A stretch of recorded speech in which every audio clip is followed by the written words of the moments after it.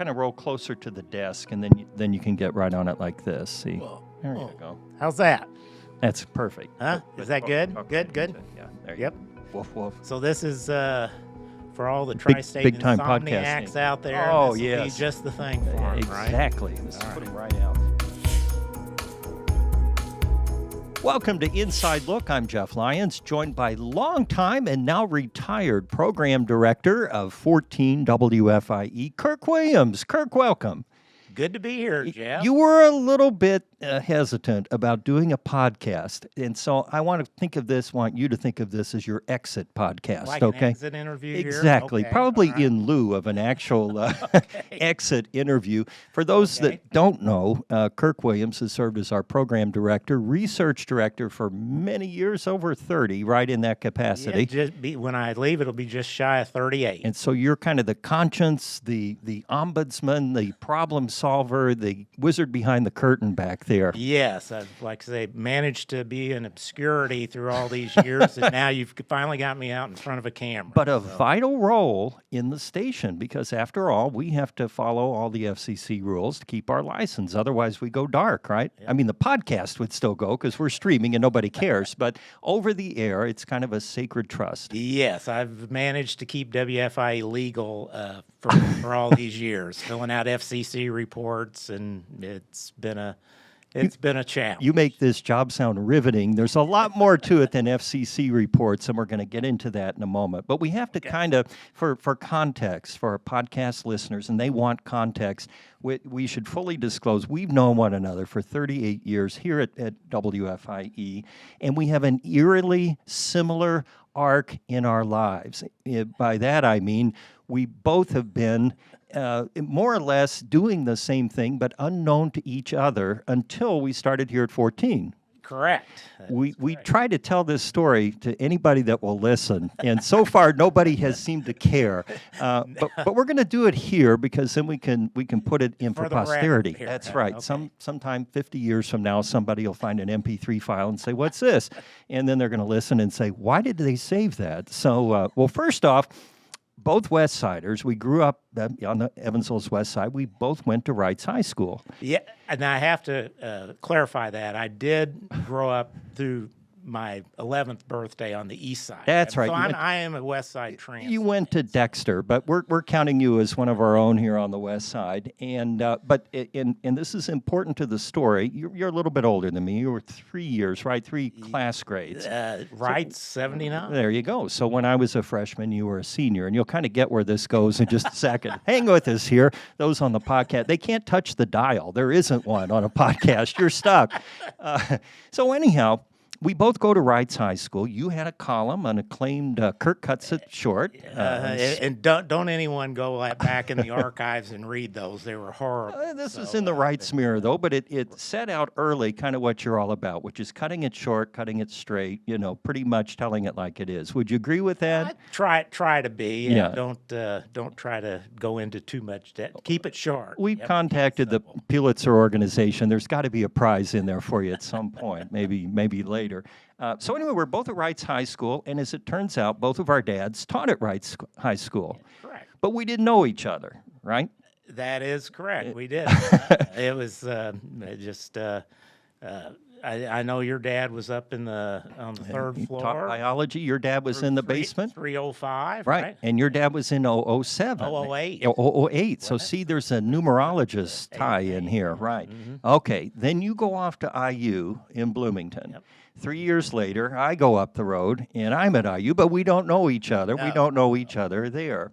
You're studying Journalism. in the Ernie Pyle School of Journalism. Which is no longer there. Right, right. Well, you've left a path of destruction here across this impressive career arc.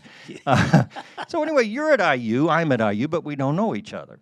And then you're living a block away from me, but we didn't know each other. On You're in Grant. Beau Trace, I'm on Smith Street. I was on Grant and you were on Smith. Okay, then you come back to Evansville like all good tri-staters do. I come back to Evansville. You and your wife are living behind my parents' house. We didn't know this, right? I mean, you're 3919, whatever it was, Maryland Street.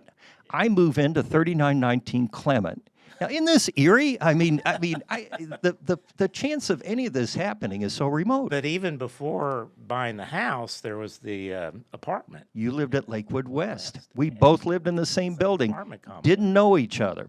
All right. And you're working at the Courier. I carried the Courier. See? So, again, another thing going. So anyway, you wind up at WFIE, and how did that happen? Because you were working at the paper in circulation and that sort of thing, right? I was in circulation promotion at the Courier for 5 years out of graduating at IU, and I knew a little bit about distribution, working in circulation. So the general manager here at the time, the sales manager, they had a project. It was the WFIE bargain bag promotion, and what that involved is you bought a TV schedule, and then as what they call value added, they got a bag, which we distributed 70,000 of them throughout the tri-state, which had flyers, and it had coupons, and that was an Olympic year. I know it had the Seoul, South Korea Olympics of 1988. Some merch, right? Yeah, and we got those 70,000 of those distributed with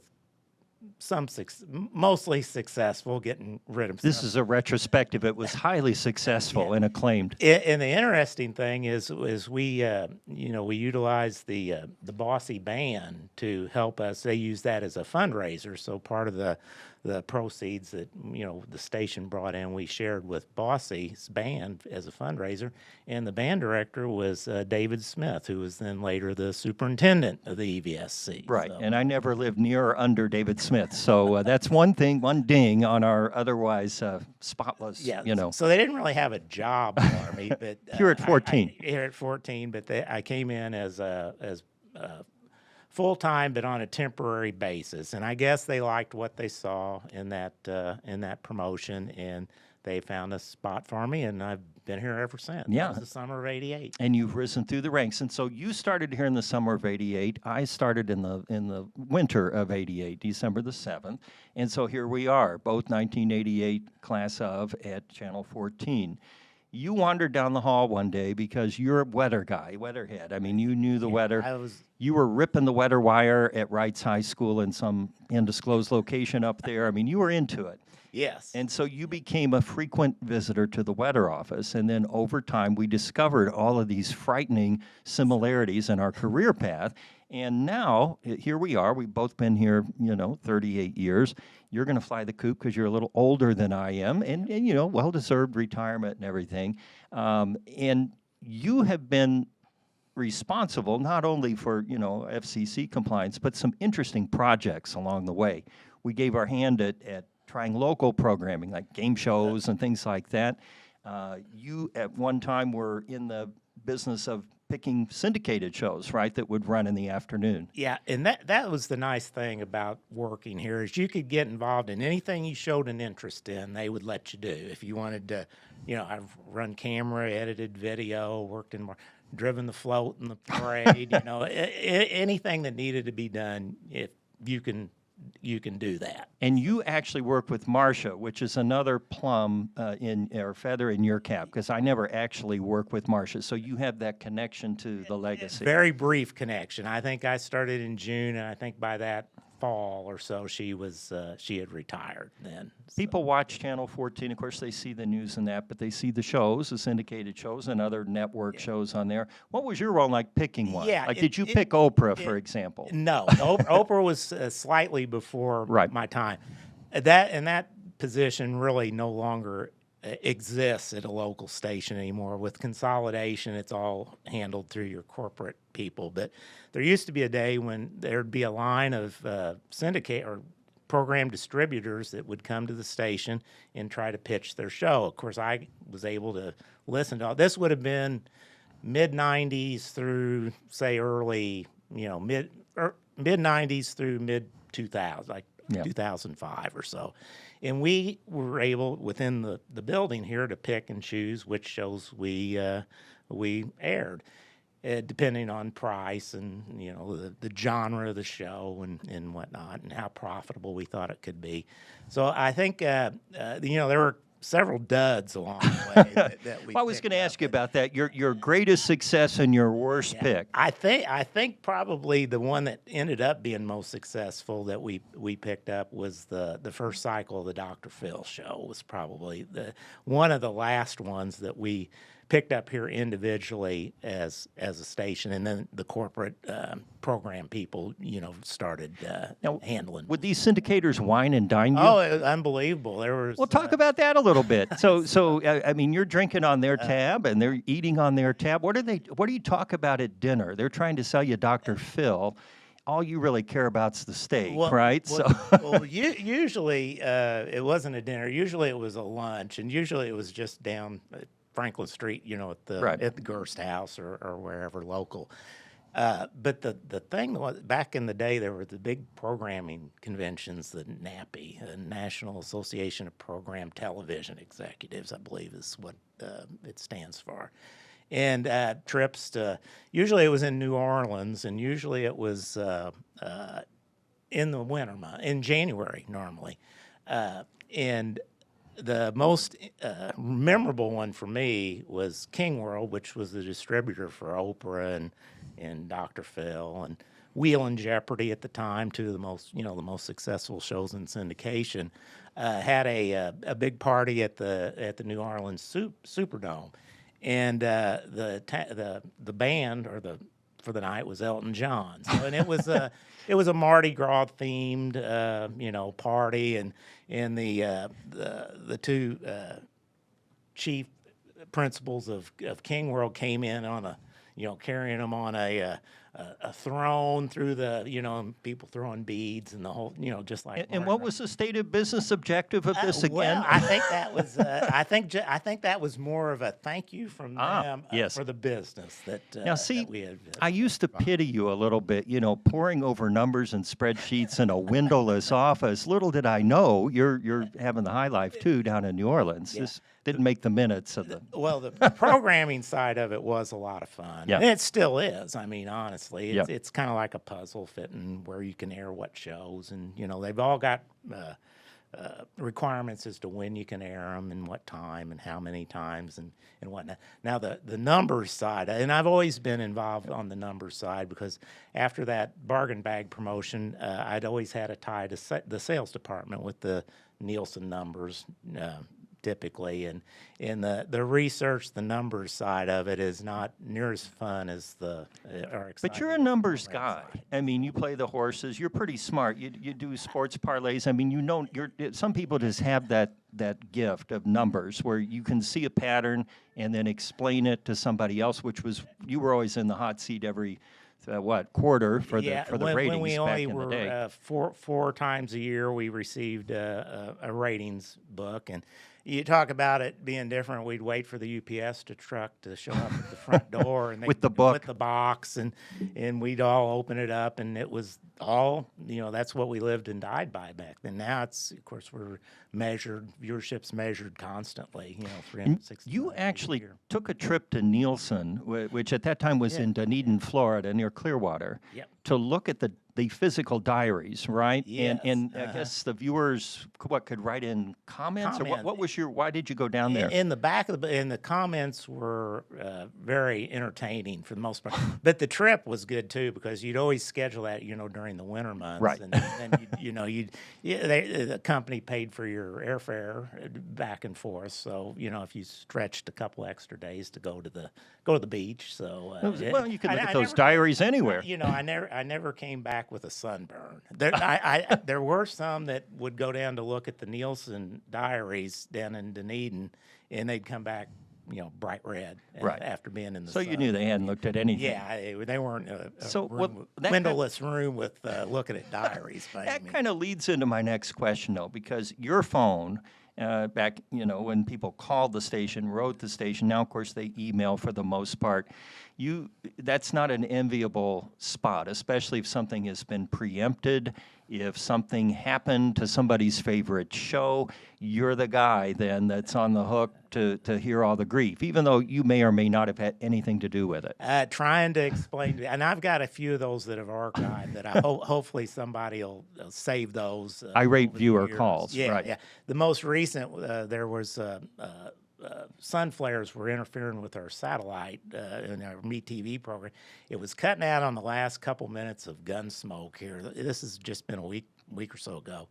And just unbelievable number of calls from people upset. What are you guys doing? Do you not know what you're, like we're, doing something on our end to make Right. this. It was out of our control. But yeah, some usually if they leave a name and a number, I'll call them back. But then there's been some that have been just so irate that I don't choose not to. And did you have like an episode synopsis so you could say, well, as it turns out, Miss Kitty did not marry Matt Dillon, even though it looked like that might happen? I mean, what do you do to, kind of bring him off the ledge? The funniest things are like shows like an Andy Griffith show or a Gunsmoke or MASH, shows that were back, in the 60s and 70s that have cycled through 1,000 times, but these people, they like watching those things. You never get tired of watching an episode of MASH or Andy Griffith. Well, we don't, and that's another parallel universe because we could quote Andy Griffith all day if we had to on here. But when you look at that kind of programming versus what's on today on the network, let's say, how do you compare and contrast? There's a small essay portion here to the to the podcast. Blue book. We're going to hand out the here, blue book, right? and to have 45 minutes to ace this. Number 2 pencil. The programming on the network level is in. It's gotten. I think first the soap operas took a hit. Any scripted shows that require a larger staff of people to put the program on have started with the soap operas, and now NBC's they've got Tuesday night NBA, and they've got Sunday nights are either football, basketball, or baseball. So they've got that taken through the whole year. And with the streaming service, things are going straight to Netflix or Peacock in our case with NBC. Peacock, Mm-hmm. What do you think about that? I mean, you think about when you started, and how did you describe your career arc? You said something, or you started on a manual typewriter, right? Yeah, I mean, it went from a manual typewriter and carbon paper to now artificial intelligence and streaming and. It's just. But you've kept up, though. I mean, you're still hip and with it. People seek out your advice, your counsel, your wisdom. Yeah, I've always had an interest, and I think that's the battle of most careers or jobs. You gotta, show up, have an interest, and like what you're doing. And I've always liked what I'm doing. But as far as programming, we've got shows now on our air that are off of, had originally aired on streaming some of our afternoon programming. So it's changed dramatically, and in a lot of the bigger TV, the ownership groups are also trying to control their own destiny by producing their own programming too, which is smart, on their part. We tried that. You and I did on a small scale. We tried to get some game shows to take life here, and we were helped out by a local entrepreneur, Ron Eaton, who publishes Maturity Journal and is well known in certain circles, trivia circles mainly, and things like that. When that first came in the door, I think it was in 2002, maybe 2 or 3. You took the meeting with him. In fact, we both took the meeting with Ron Eaton, and he laid out this game, which was called Back At Ya. And we took it. You took it to our boss at that time. Why did you champion that? Why? I mean, there was absolutely nothing in it for you other than heartache and more work to try to find a spot for it, get the numbers and everything else. Why did you think it was important to try that? I think the only thing we've really got going for us is what we do here locally. I mean, we could pass through a signal of, which we do on some of our multicast channels, but what we've got going for us is our local news, and then basically now local news, but was looking for something locally produced programming, and it started, and it was fun. You know, it was a challenge, and honestly, the first season, I don't remember how many episodes we did. There were 13 in each 13 episode or in each season. it's, Yeah. the first season, I mean, it was meeting our revenue and our ratings expectations, and then we just couldn't, maintain. It's hard. There's not very many stations across the country, I don't think, other than local news that are doing. I don't know of any that are Anything, doing yeah. a game show. Some are doing like Bozo's Circus. I mean, the local shows used to be kind of a staple. Yeah. Here in Evansville, we had Peggy Mitchell over on 25. Here we had Uncle Dudley. And Uncle Dudley was the program director here, but I think you've surpassed him in years of service. Longevity, yeah. That's right. Chet Behrman often said that the program director was the conscience of the station. Do you feel that way? That was a different time too. With as part of to maintain our FCC license, we have to show that we serve the needs of the community.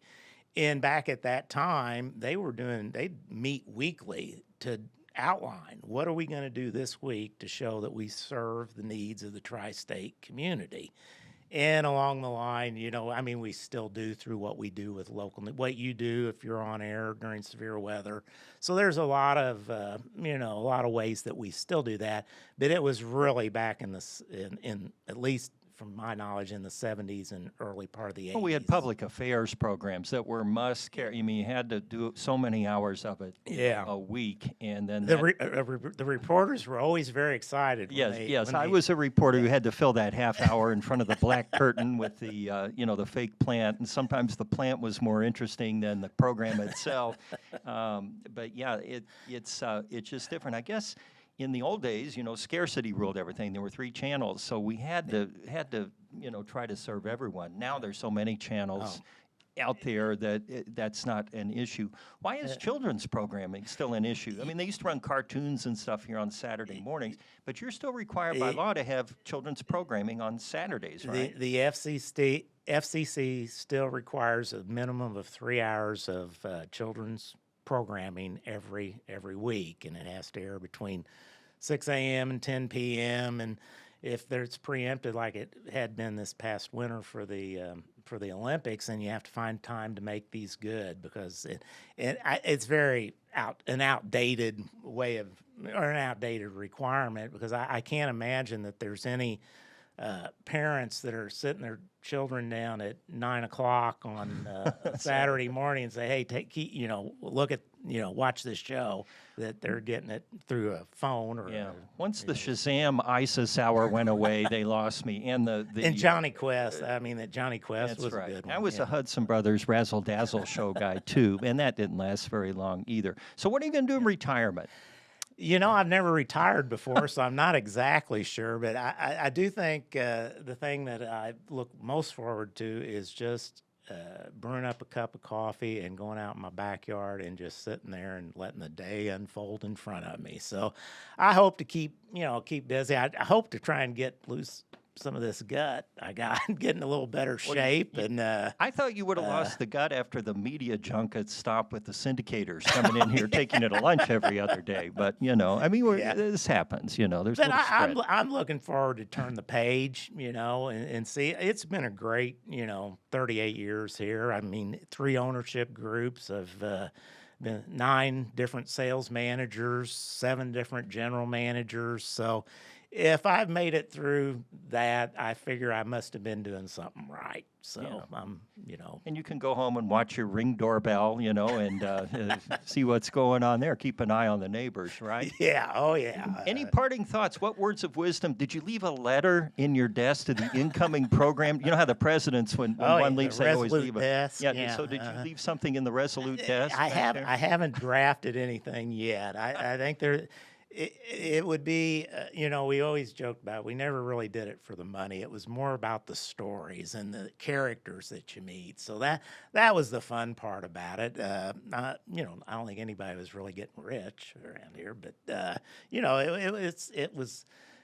If you go back in my email, and they've been archived back, since about since Outlook. Whenever email came around, right? If you go back and look, there's a trove of good stories and information in there. So I might not draft just one single letter, but if somebody had a desire to, they could go back and take a look through some of those email archives.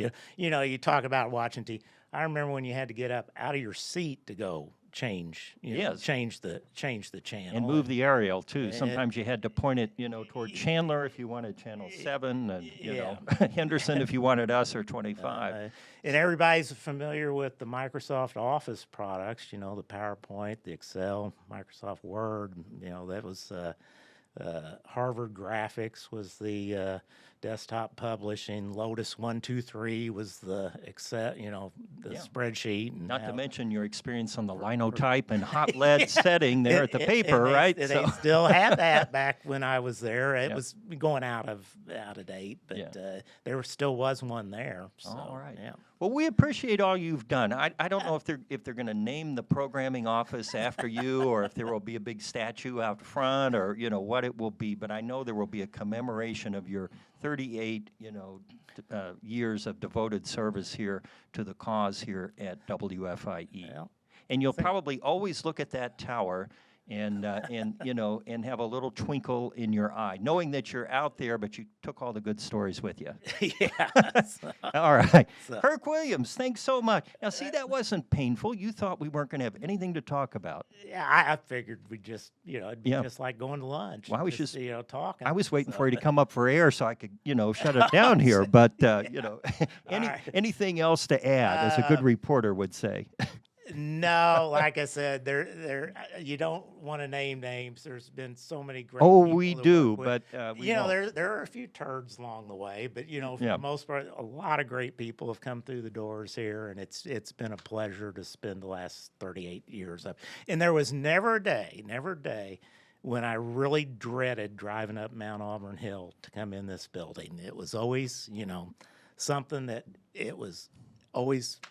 I'm not saying I didn't have a few bad days along the way, but it was always enjoyable to have been employed here. Well, there's something we have in common again. See, so we've pulled the full arc around. So we'll wait for the next episode of Kirk Williams. Okay. Maybe we'll check back with you 6 months into retirement, see how it's going. Yeah, that'd be great. All right. Thanks to Kirk Williams, our retired program director here at WFIE. If you'd like to listen to all the Inside Look podcasts, you can do that wherever you get your podcasts. Be sure to check out our companion show, What's the Trend, with Aaron Weeks and Casey Mason. That drops every Friday. With Kirk Williams, I'm Jeff Lyons. Thanks for joining.